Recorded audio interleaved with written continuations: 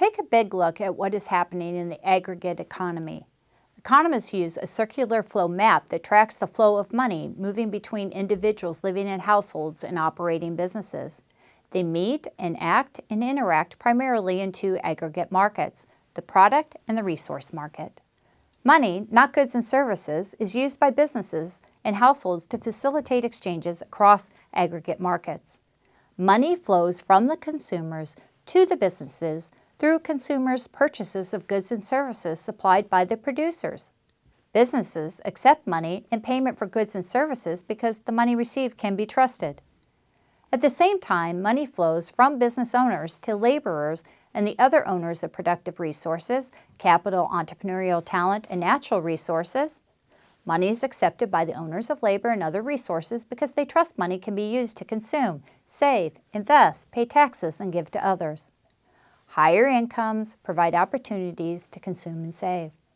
So individuals will employ their labor to earn wages and salaries, capital to realize business interest income, and land and other natural resources to generate rents.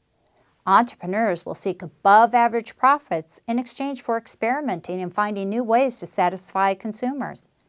In the circular flow economy, aggregate prices and wage signals in the product and resource markets effectively communicate what is needed, when it is needed, for whom it is needed, and at what price level.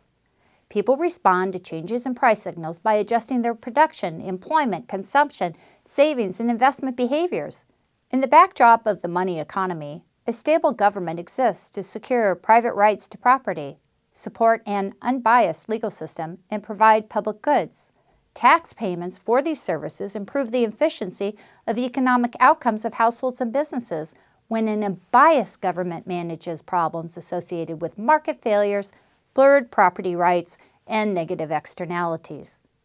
In the long run, a money economy runs smoothly and spontaneously as long as profits and losses keep business enterprises in touch with consumers, competitors, and overall market economic conditions. Producers and consumers can stay on top of changing global conditions and prices are stable. The economy as a whole will grow and the circular flow economy will get larger and larger as entrepreneurship is present and investment takes place over time. Specialized resources will continuously flow into productive activities. Sound investments will expand production capacity over time, and entrepreneurs will continue to discover new opportunities to serve consumers that have been overlooked by others. It is a wonderful, dynamic world. As Adam Smith described in The Wealth of Nations, a country's wealth is the stream of goods, services, and resources created by the actions and interactions of consumers, producers, investors, and their exchange partners around the globe. Today, economists call the sum of all this activity gross domestic product, or GDP. It can also be called national income. Smith argued that individuals must be set free to pursue their self-interest with the understanding that they will not do harm or infringe on the rights of others.